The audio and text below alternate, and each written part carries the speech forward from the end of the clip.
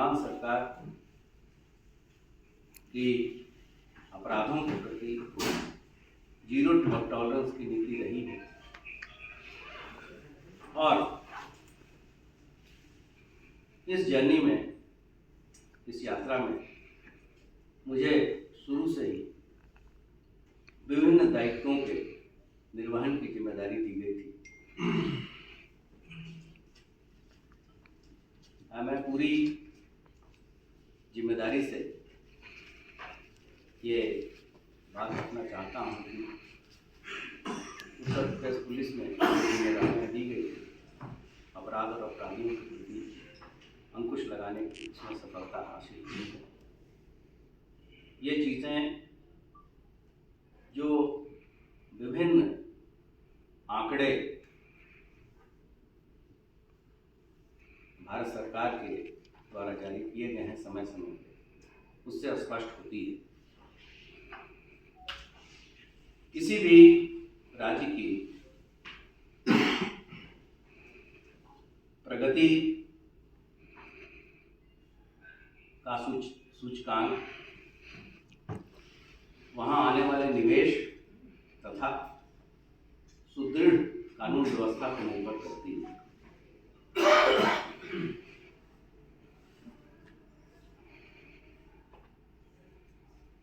पिछले कुछ वर्षों में अपराध दरों में कमी आई है तथा सरकार की मजबूत इच्छा शक्ति तथा अच्छी नीतियों के कारण निवेश में, बाहर से आने वाले निवेश में तेजी भी आई है। फरवरी 2023 में जो ग्लोबल इन्वेस्टर समिट हुआ था, उसके तहत 40 लाख करोड़ के MOU साइन हो चुके हैं, जिस संबंध में ग्राउंड ब्रेकिंग सेरेमनी का भी आयोजन जल्द ही किया जाएगा।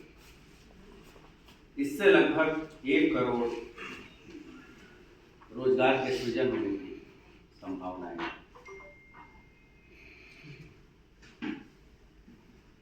ईज ऑफ डूइंग बिजनेस में उत्तर प्रदेश 12वें से दूसरे पायदान पर 2023 में आ गया था, जबकि 2015 में ये 10वें पायदान पर था और 2017 में ये 12वें पायदान पर।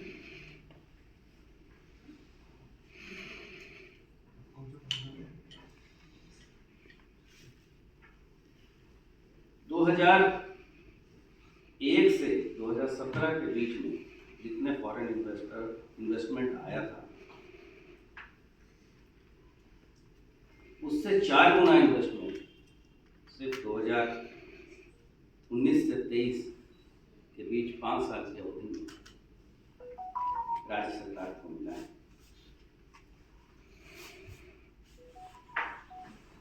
आप सबके साथ हम लोगों ने NCRB के भी नक्शे से साझा किए थे। 2023 का जो NCRB का डेटा जारी हुआ था, उसके हिसाब से अगर अपराध दर की स्थिति हम देखें तो उत्तर प्रदेश का पॉपुलेशन पूरे भारतवर्ष का लगभग 16.99% है तथा IPC के अपराध में सारे स्टेट और हम केंद्र शासित प्रदेशों को मिला लें तो IPC में हमारा 20वां स्थान है। 19 ऐसे राज्य हैं जो या केंद्र शासित प्रदेश है जहाँ IPC की अपराध की दर हमसे अधिक। उसी तरीके से मर्डर में हमारा 28वां पोजीशन है, किडनैपिंग फॉर रैंसम में 30वां, रेप में 24, लूट में 27 तथा वुमेन रिलेटेड क्राइम में हमारा 14वां स्थान है।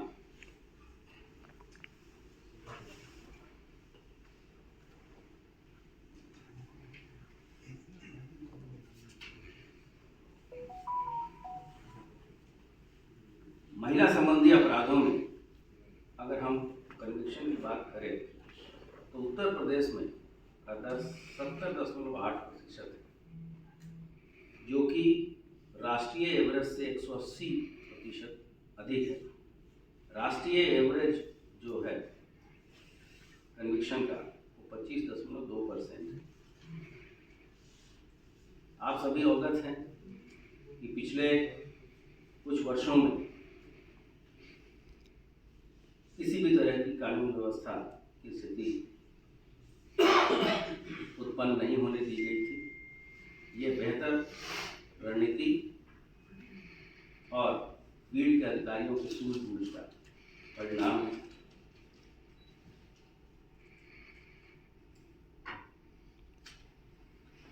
इसके अतिरिक्त पिछले कुछ वर्षों में जो भर्तियां की गई वो पूरी तरीके से पारदर्शी तरीके से भर्तियां हुई तथा लगभग 1 लाख नई भर्तियां की जा चुकी हैं और वर्तमान में लगभग 80,000 लोगों की भर्ती विभिन्न पदों में प्रचलित है, जिसकी प्रक्रिया शुरू हो चुकी है।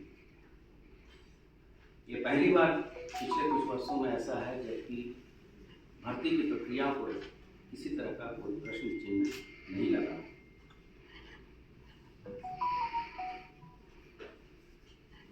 महिला सुरक्षा, सम्मान और स्वावलंबन के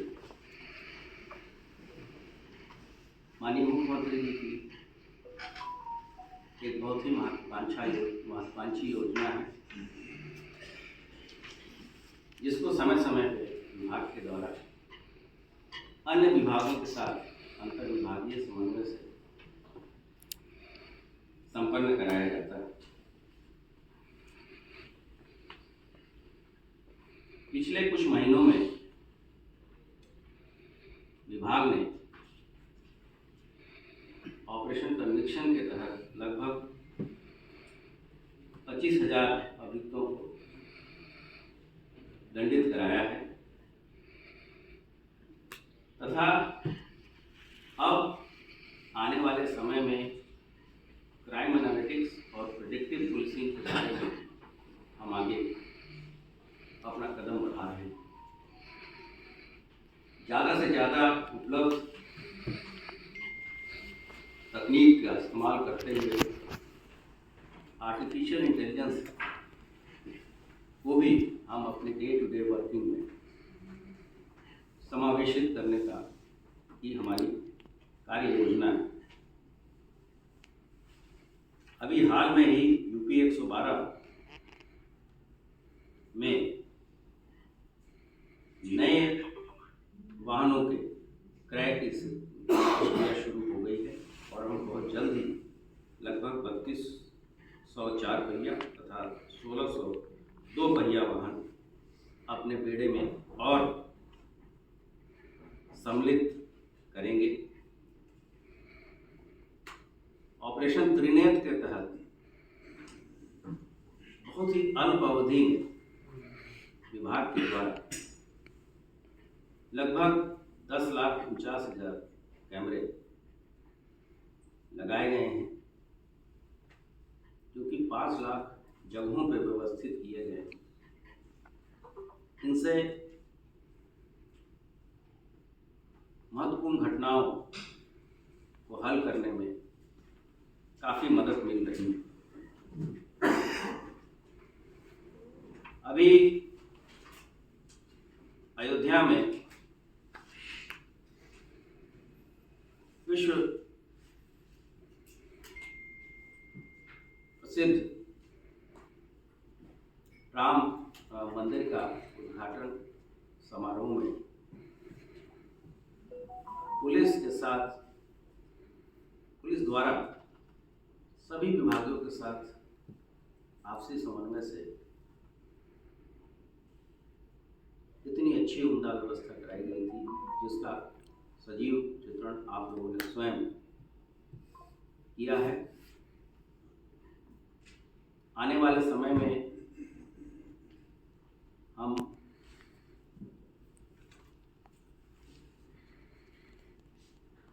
क्राइम और साइबर, विशेषकर साइबर क्राइम